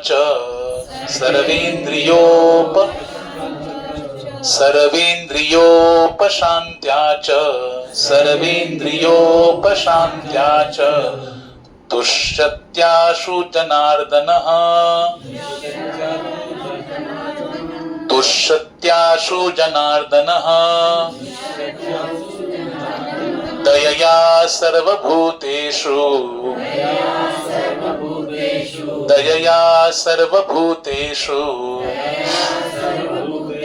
संतुष्ट्या येन केन वा, संतुष्ट्या येन केन वा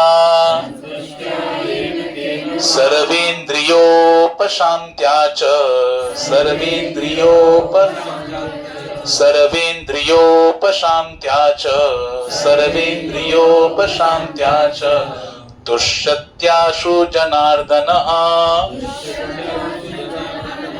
तुष्यत्याशु जनार्दनः, तुष्यत्याशु जनार्दनः। नारद जी ने 3 सूत्र बताए भगवान को जल्दी प्रसन्न करने के लिए। भगवान बहुत जल्दी उस जीव पर प्रसन्न हो जाते हैं जो 3 सूत्र को अपने जीवन में धारण करता है। पहला सूत्र दयया सर्वभूतेषु, हाँ, कहते जनार्दन आशु तुष्यति। भगवान जनार्दन उस भक्त पर, उस व्यक्ति पर, मनुष्य पर, जीव पर बहुत जल्दी प्रसन्न हो जाते हैं जो इन 3 सूत्र का पालन करता है। पहला सूत्र दयया सर्वभूतेषु, सभी जीवों पर क्या करो? दया करो, चाहे वो अपना हो या पराया हो, हाँ, कैसा भी हो, हाँ, मित्र हो या शत्रु हो, जैसा भी हो, उसको आवश्यकता जहां पर है, जरूरत है उसको मदद की, तो वहां पे जाकर उसको क्या करो? हेल्प करो, उसकी सहायता करो, हाँ, उसके संकट में उसके सहारा बनो। यही क्या है? बोले ये दया है। हम रास्ते में चल रहे हैं और किसी का एक्सीडेंट हो गया, कोई वहां पर सारी भीड़ जमा है, तो हम कहते हैं हमको क्या लेना देना, चलो बहुत टाइम हो रहा है, चलो निकलते थे।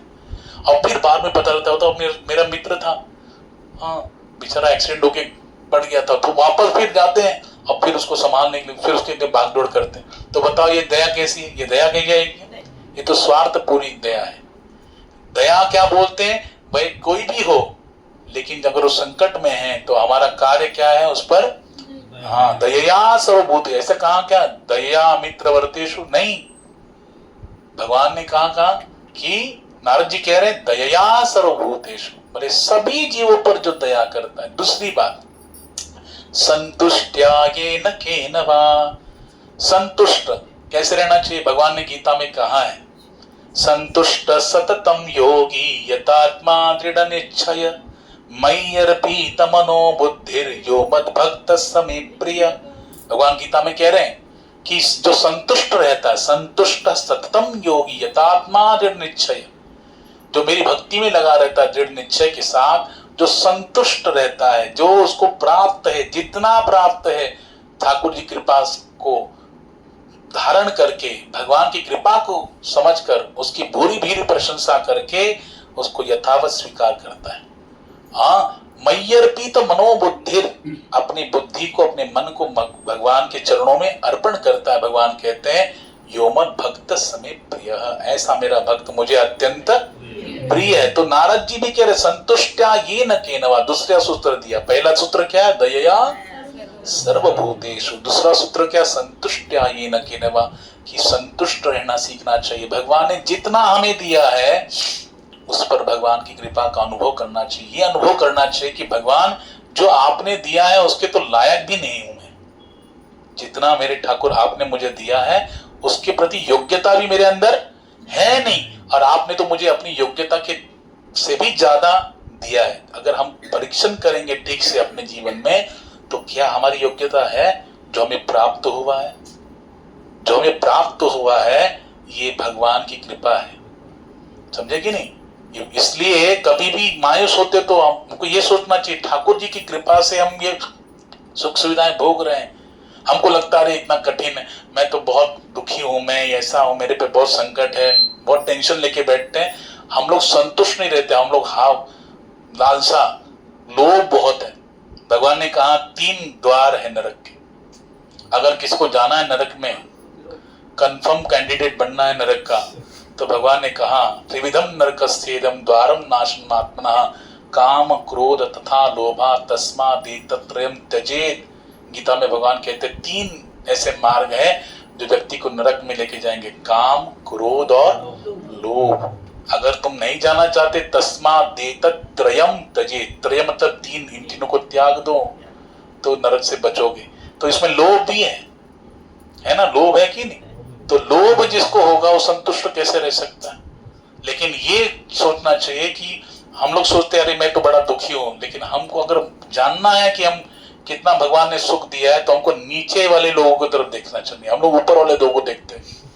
हम रहते 10x10 में, हम देखते फ्लैट को सुधीर गुप्ता जी के, हाँ, तो हम लोग क्या लगेगा, अरे हम तो अरे देखो भगवान इनको ही दिया, ये भी तो जितना ही चैंटिंग करते हैं वो भी तो वही तिलक लगाते हैं, उनके भी 2 आंखें 2 कान है 2 आंख, ऐसे तो उनको 4 हाथ है 4 पैर उतना तो भगवान उनको दिया है, हमको क्यों नहीं दे रहे? लेकिन हमको इनको ही देखना चाहिए। शास्त्र कह रहा है हमको नीचे वालों को देखना चाहिए। हमसे नीचे भगवान ने हमको लाखों ने करोड़ों के ऊपर बिठाया है। बताओ, इस संसार में लाखों अंधे हैं, लाखों गूंगे हैं, लाखों बहरे हैं, है ना? है कि नहीं? गूंगे हैं, आंधे हैं, बहरे हैं, लंगड़े हैं, अपाहिज हैं, कितने हैंडीकैप हैं। बताओ, उनसे तो हम लोग भगवान हमको ऊपर रखा है कि नहीं? करोड़ों लोग ऐसे हैं, उन करोड़ों के ऊपर भगवान ने हमको रखा है। भगवान ने मुझे सुंदर आंख दी है, सुनने की शक्ति दी है, बोलने की शक्ति दी है, चलने की शक्ति दी है, कार्य करने की शक्ति दी है। बताओ, इस शरीर के द्वारा मैं समाज में श्रेष्ठ पद की प्राप्ति कर सकता हूँ, धन अर्जन कर सकता हूँ, आर्थिकता से संपन्न हो सकता हूँ, सारे कष्टों को निवारण करने की कोशिश कर सकता हूँ। ऐसा शरीर पूर्ण विकसित भगवान ने दिया। उनसे ऊपर है कि नहीं हम लोग? अच्छा, हम लोग उनसे भी ऊपर है। करोड़ों ऐसे लोग जो स्वस्थ है लेकिन उनके पास खाने के लिए नहीं है। ऐसे भी लोग जिनका शरीर पूरा स्वस्थ है लेकिन खाने के लिए अन्न नहीं है। घूमने के लिए साइकिल है, साइकिल पे घूमते, कभी चलना भी पड़ता है, पंक्चर होने के बाद पैसे नहीं है उसको बनाने के लिए। लेकिन भगवान को हमको जब देखते, अपनी तरफ देखो तो भगवान ने हमको ऐसा दिया। हाँ, भगवान हमको खाना पीना सब दे रहे, 4-4 ठूस के खा रहे है कि नहीं? भगवान ने हमको 4 टाइम अन्न देने की सारी व्यवस्था बनाई है। गाड़ी से घूम भी लेते हैं। तो सोचो, हम ऊपर वाले को देखेंगे, हमारे पास सेंट्रो है, हम लोग मर्सिडीज वाले को देखेंगे तो हमको सुख होगा कि दुख होगा? दुखी होगा। जो मर्सिडीज वाला BMW के ऊपर देखेगा तो क्या होगा? उसको तो दुखी होगा ना, है कि नहीं? और जो BMW वाला वो चार्टर्ड एयरप्लेन वाले को देखेगा तो उसको दुखी होगा। तो कभी भी नीचे वालों को देखो, भगवान ने हमको लाखों करोड़ों से ऊपर बिठाया हुआ है। और जब हम लोग ऐसा देखेंगे तब भगवान की कृपा का हमको क्या होगा? अनुभव होगा, एहसास होगा कि मेरे मालिक ने मेरे को इतना तो दे दिया।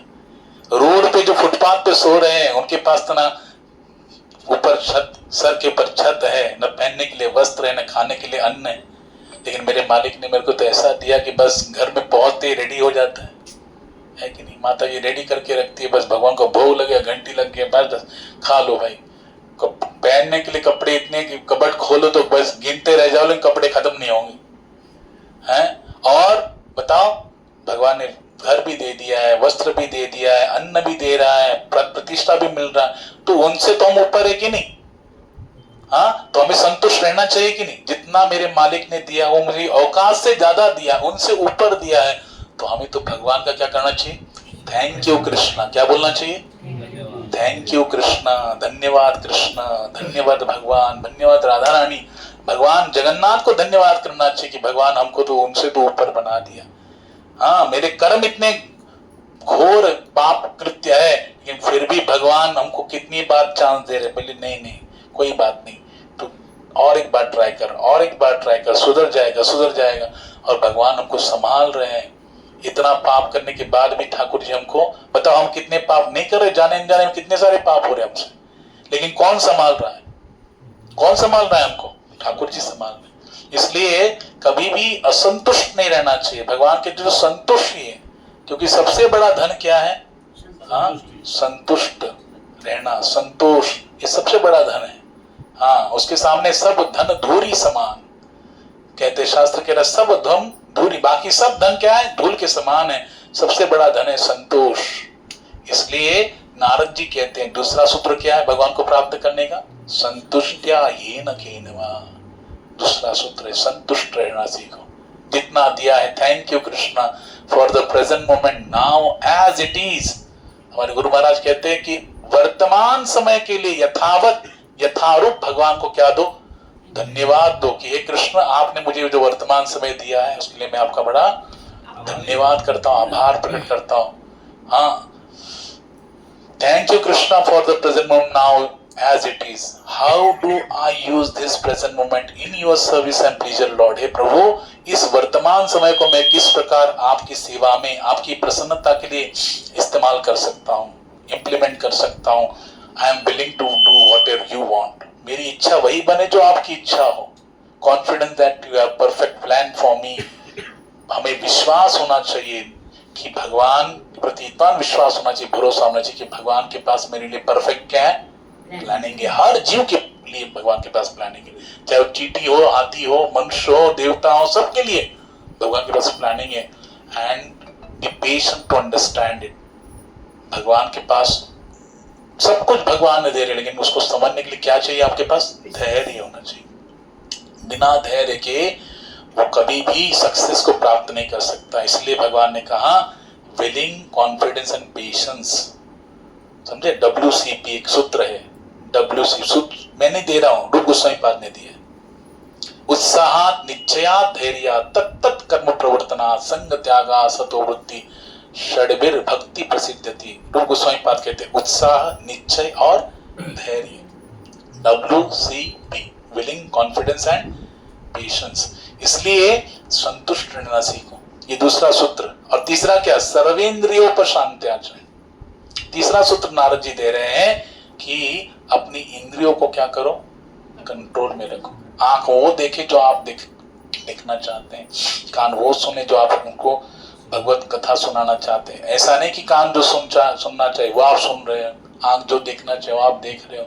अपने इंद्रियों को अपने नियंत्रण में रखो। इंद्रिय कैसे नियंत्रण में आएंगे? जब इंद्रियों को भगवान की सेवा में लगा दो, अपने आप नियंत्रण में आ जाएंगे। आंख से ठीक और ठाकुर जी को देखोगे तो इससे उनसे सुंदर और कौन है? बताओ। धनुर्दास ने किसको देखा? भगवान श्रीरंग को देखा कि नहीं? तो क्या हो गया? पूरा भूल गया, अपनी स्त्री का लावण्य सब भूल गया। हाँ, और भगवान की भक्ति में लग गया। तो भगवान से सुंदर और कौन हो सकता है? तो आंख का विषय ठाकुर जी हो, कर्ण का विषय भगवत कथा हो, हाँ, नास जिह्वा का विषय भगवत प्रसाद हो, वाणी का विषय भगवान का गुणगान हो। ये अगर हम लोग करते रहेंगे, हाथ से भगवत कथा में, कीर्तन में ताली बजाओ, हाथ से भगवान की सेवा में लगाओ, पैर भगवान की सेवा में लगाओ, मन बुद्धि सर्वस्व इंद्रिया भगवान की सेवा में लगाएंगे, तो अपने आप क्या हो जाएंगे, उस पर कंट्रोल आ जाएगा, वशीकरण आ जाएगा। इसलिए नारद जी कहते तीसरी चीज है सर्वेंद्रियोपशांत्याच, इंद्रियों को नियंत्रण में रखो। ये 3 सूत्र देवर्षि नारद जी ने प्रचितागणों को दिया। कौन सा? दयया सर्वभूतेषु संतुष्ट्या येन केनवा सर्वेंद्रियोपशांत्याच। अगर ये तीनों सूत्र अपनाएंगे, दया करेंगे, संतुष्ट रहेंगे, इंद्रियों को नियंत्रण में रखेंगे, सेवा में लगाएंगे ठाकुर जी की, तो क्या होगा? जनार्दन आशुतुष्टि। कौन हम पर प्रसन्न हो जाएंगे? जनार्दन, भगवान श्री कृष्ण क्या हो जाएंगे? जल्दी से प्रसन्न हो जाएंगे। ये सूत्र देवर्षि नारद जी ने प्रचितागणों को दिया। यही मैत्र ऋषि कथा कौन किसको बता रहा है? मैत्र ऋषि किसको बता रहे? विदुर जी को बता रहे। जो भागवत में तृतीय स्कंद से विदुर मैत्री जो संवाद है, वहीं से यहाँ पर विदुर जी को मैत्री ऋषि कथा बता रहे हैं। अभी विदुर जी ये पूरा जो उनकी प्रश्नावली थी उनको सम्मुख रखा था। मैत्री ऋषि उनको सारा जो संदेह था उसको दूर करते हुए अनेक प्रकार का दृष्टांत कथा सुनाते हुए उनके संदेह को दूर किया, ज्ञान को प्रदान किया जो भगवान ने उनको दिया था विदुर जी को देने के लिए। विदुर जी उसको प्राप्त करके संतुष्टता से वहां से चल दिए, आगे प्रस्थान कर ली। यहाँ पर श्रीमद् भागवत के चतुर्थ स्कंद की पूर्णाहुति होती है। तो चौथा स्कंद के ये जो हम अभी आज जो कथा हुई, ये चतुर्थ स्कंद की कथा की पूर्णाहुति है। अभी नेक्स्ट सत्र से हम लोग श्रीमद् भागवतम के पंचम स्कंद को श्रवण करना प्रारंभ करेंगे, जहां पर स्वयंभू मनु के 3 कन्याओं का तो हमने चरित्र श्रवण किया, आकुति, देवहूति और प्रसूति का। अभी आगे चल के स्वयंभू मनु और शत्रुपा महारानी के 2 पुत्र हैं, उत्तानपाद और प्रियव्रत। उसमें से एक जो उत्तानपाद है उनका वंश हमने श्रवण किया। उत्तानपाद के ही पुत्र है ध्रुव महाराज, उनकी पूरी वंशावली का श्रवण किया। अभी प्रियव्रत महाराज है और एक पुत्र है मनु महाराज के, उनका वंश वो हम लोग श्रवण करेंगे। उनके वंश में कैसे कैसे महारथी आए, कैसे कैसे महान भक्तों का जन्म हुआ, वो हम लोग श्रवण करेंगे पंचम स्कंद श्रीमद् भागवतम में। तो ये पुरुषोत्तम मास प्रारंभ हुआ है 17 मई से। जैसे मैंने प्रारंभ में कहा था, अमावस्या से लेकर अमावस्या तक 1 महीना होता है। और ये कैसे होता है? जब सूर्य हर महीने में एक राशि में संख्या करता है, प्रवेश करता है, उसे संक्रांत कहते हैं। लेकिन जब अमावस्या से लेकर अमावस्या तक 1 महीने में जब सूर्य किसी भी राशि में संक्रमण नहीं करता, वही अधिक मास के नाम से जाना जाता है। तो ये ज्येष्ठ मास में अधिक मास आया हुआ है। ऐसे ही ज्येष्ठ, उसके बाद फिर आषाढ़ आएगा, है ना? क्या आता है ज्येष्ठ के बाद? क्या आता है? आषाढ़ी आता है ना। तो अगली बार जब आएगा तो सोचो, आषाढ़ कभी भी जब आएगा फ्यूचर में, आषाढ़ मास में जब अधिक मास आता है, आषाढ़ मास में जब अधिक मास आएगा तो श्री जगन्नाथपुरी धाम में जगन्नाथ जी का जो कलेवर है, विग्रह, वो क्या हो जाते हैं? चेंज हो जाते हैं। नए विग्रह वहां पे प्रतिष्ठा होते हैं और पुराने विग्रह को कोयली वैकुंठ जो मंदिर में एक जगह है वहां पर समाधिस्थ किए जाते हैं। तो वो ये जब आषाढ़ 2 आषाढ़ लगते हैं, आषाढ़ में अधिक मास लगता है, तब ये लीला होती है। तो हम सब भाग्यवान हैं, हमारा जन्म इस भारत भूमि में हुआ। हम चाहे जब भी ठाकुर जी के दर्शन को जा सकते हैं, लेकिन देखो भगवत कृपा से ही उनके धाम में प्रवेश प्राप्त हो सकता है। इसलिए जब भी हमको ऐसा अवसर प्राप्त हो, भगवान से तो प्रार्थना करनी चाहिए। भगवान की कृपा से ही हो सकता है। भगवान उस पर कृपा कर ही देते हैं जो उनकी सेवा में लगा रहता है, याद रखिए। इसलिए अपना निश्चय भी होना चाहिए, अपनी इच्छा भी होनी चाहिए, तो भगवान उस पर कृपा करते हैं। क्योंकि इस पुरुषोत्तम मास में एक विधि ये भी है, एक नियम ये भी है कि पवित्र तीर्थ स्थानों में, धामों की क्या करने, यात्रा करें, पवित्र नदियों में स्नान करें, गंगा में स्नान करें, यमुना में स्नान करें, जो सरस्वती आदि में स्नान करें। तो ये इस प्रकार से अगर आप स्नान करेंगे उसका भी पुण्य हमको प्राप्त होगा। तो जितना हम कर सकते हैं उतना साधनाशील रह के इसमें पुण्य अर्जित कीजिए, भगवत कृपा अर्जित कीजिए और भगवान से प्रार्थना कीजिए कि प्रभु जैसे उस मलमास को आपने स्वीकार किया, अपने चरणों का आश्रय प्रदान किया, हाँ, उसको अपना नाम देके उसका यश बढ़ाया है ठाकुर, हम भी देखो भगवान यही देखते हैं। देखो भगवान ने गीता में कहा यश्रेयस्यान्निचितं ब्रूहि तन्मु, कि आप हे अर्जुन मैं तुम सबको मार चुका हूं, लेकिन तुम श्रेय प्राप्त करो, प्रतिष्ठा प्राप्त करो, उनको केवल निमित्त मात्रम भव सव्यसाची, निमित्त बनकर तुम श्रेय प्राप्त करो। ऐसे ही अगर हम भी भगवान के हाथ के इंस्ट्रूमेंट बन जाएंगे ना, तो भगवान करने कराने वाले तो ठाकुर जी है, सर्व कारण कारण भगवान है, लेकिन भगवान हमको भी क्या करेंगे, श्रेय प्रदान करते हैं। समझे कि नहीं? इसलिए भगवान के चरणों का आश्रय कैसे प्राप्त हो, कैसे हरि मुझ पर प्रसन्न हो, उनके अनुरूप जो कार्य है जो उनको प्रसन्नता दे, वही इस महीने में करने की सोचिए, वही करने के लिए धारण कीजिए, प्रयास कीजिए, जो 1000 गुना आपको क्या मिलेगा, फल मिलेगा। हरे कृष्ण कृष्ण कृष्ण हरे हरे, हरे राम राम राम हरे हरे।